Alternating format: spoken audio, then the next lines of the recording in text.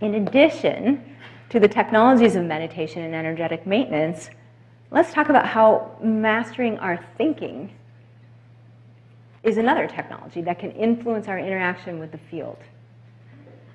So, in order to work with any technology, it's helpful to understand what it is, right? So, what is a thought? Does anyone know? Yeah. I mean, that's a good close answer. I mean, because no one actually knows. Our lives are completely run by thoughts, but we don't really know what they are. Yeah. So that for a moment, let's just think of them as like electromagnetic signatures or, data sets in the field. And, we store today, we often emulate nature without really knowing it. Where do we store our data right now?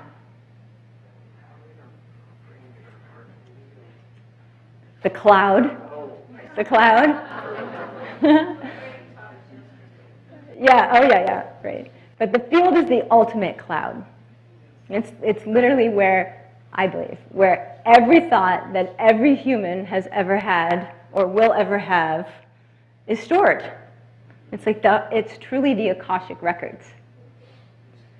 And I'd love to tell you a story about one of the scientists I work closely with. So when he was 13, he was living in Nevada out in the country. And he and his siblings were outside one night because they were told that this would be a night where they would be able to see the aurora borealis. And so he and his sisters and brothers were outside, and they saw what looked like a star falling to the ground. And then that star started rolling toward them. And when it got close, they could see it was a ball of light about 8 feet in diameter. And then it engulfed him and his twin sisters, but not his older sister or older brother. So he felt like he was within that ball of light for years. But to the outside observers, it was just a couple minutes. But he said when he was in there, it felt like he was within a library of movable information. He said he could just move things around until he could focus on what he was looking for. And I won't go into all the details of this, but this situation changed him. And from that point on, he was able to access information of a scientific nature directly from the field. So he was 13. Within a year, he started working for the government and designed the shielding mechanism for the world's first atomic power plant at age 14. So flash forward 60 years, and he is a behind-the-scenes international treasure, really. And here's why. If any of the teams of people that I'm working with has a scientific question, in physics or engineering, electronics, audiology, you name it, they'll ask him, and then he closes his eyes for a minute and kind of tilts his head to the side, and then he comes out with like the most futuristic, detailed scientific answer. And the reason why I'm saying that is just to really, because I asked the question, what's a thought? And it begins to kind of illustrate this idea that thoughts are data sets in the field. And it sounds crazy, but if our thoughts are stored in the field, how does our brain access them? So research is showing right now that our brain is a lot like an antenna, or more like a radio receiver transmitter. And there's structures within the brain that are oscillating, like vibrating. And that's what allows the brain to pick up the thought. So we do know there are crucial structures in the brain that are required because if someone has a stroke or something, damages the brain, they can't access certain thoughts or memories. But it's not necessarily that the thoughts are there, stored in there, but that those brain structures were crucial for the reception and transmission of that thought. So if this is true, it begins to explain many things. Now, if you're tuning into your thoughts from the field, it's like you're tuning into a radio station unique to you. And maybe some people can switch stations at will. And that might explain psychic phenomena or telepathy. Maybe you can train your brain to tune into a broader bandwidth of information. I think you can. So if this is the case and our thoughts are stored in the field and our brain is like an oscillator, we can begin to look at the brain like a piece of technology for accessing data. And now once we've accessed a thought,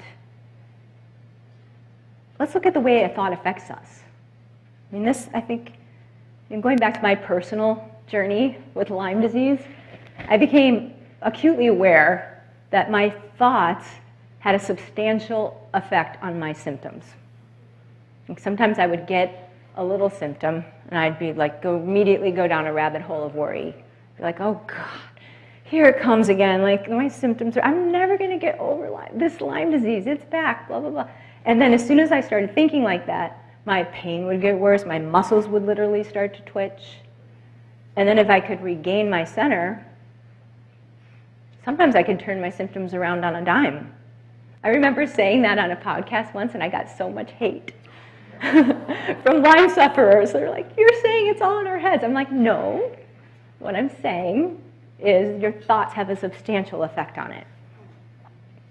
So, has anyone else experienced that?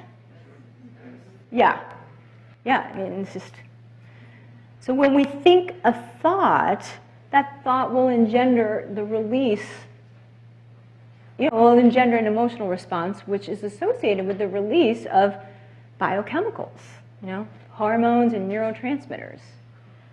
And so if a thought produces an emotion of fear, that fear has a characteristic feeling. That's because there are particular hormones and neurotransmitters that give you that feeling. Fear does not feel like love. Fear has a different chemical makeup than love. But remember, since we were talking earlier, that every single thing has an electromagnetic information signature associated with it. If a thought produces an emotion, that thought is basically has a vibratory signature of all of the molecules associated with it. And back to Dr. Hawkins, do you remember Power versus Force, his book? So in that book, he mapped the vibratory signatures of emotional states, and he, with kinesiology testing, and he showed that certain emotional states, like peace, love, joy, have a higher vibration of energy and it have a powerful healing effect on the body, whereas anger and fear have a much slower vibration and actually disrupt health. So he placed the vibratory rate of human emotions on a logarithmic scale from 0 to 1,000. And his testing revealed that thoughts leading to feelings of joy calibrated at 540 on the logarithmic scale, whereas anger, for example, was 150. And then he was able to show with his testing that anything over 200 was strengthening to the body, and anything under 200 was weakening. So over the years, I've taken this concept, and then I've explored how our thinking affects our ability to extract the right amount of energy and information from the field, affects our resonance with our blueprint. And the higher vibrational emotional states enhance the amount of energy and information we can exchange with the field. So when we say higher frequency, what do we actually mean by that? Like if you had a sine wave, like if you were to snap a jump rope and it were to move in an S-like pattern above and below a central line, the number of times it crosses that central line in 1 second is the frequency. So if it's 10 times in 1 second, it's 10 hertz. So when it crosses that central line, it has access to what Lynn McTaggart taught us, the 0 point energy of the field, which I think is the infinite energy and information of the field. So when that's happening more times per second, we have more access to more energy and information more of the time. Does that make sense? What? Oh, yeah. Some emotional states are associated with such a high vibration that they can even produce spontaneous healings. I'm really close to someone now who at one point in his life was almost crippled with ankylosing spondylitis, which is an autoimmune arthritic condition. And he had to take large doses of anti-inflammatories to function at all. But even so, still suffered with like grossly enlarged swollen joints and was in pain almost all of the time. He said that one night he woke with a jolt, as if he'd been slammed up against the headboard of his bed. And a sudden flash of profound awareness about the perfection of the universe and the interconnectedness of all of life filled his whole being. He said he spent hours in a state of complete bliss, understanding beyond words the loving nature of the mind of the one. The next morning he woke up and his ankylosing spondylitis had spontaneously remitted. Yeah? And his life just turned in a completely different direction. So why? It's because perhaps, he spent hours in a state of bliss. 600 on the logarithmic scale. 3,000 times the frequency rate of anger, because it's logarithmic. So at that fast vibration, there's an incredibly fast rate of exchange with the field, and I think it can transmute dissonance. I'd love to talk about this one subject for hours. Understanding why we think the thoughts that we do and learn how to master our thinking, which I don't have time to do today. But I think just even framing it like this is going to help us bring more awareness to our thinking.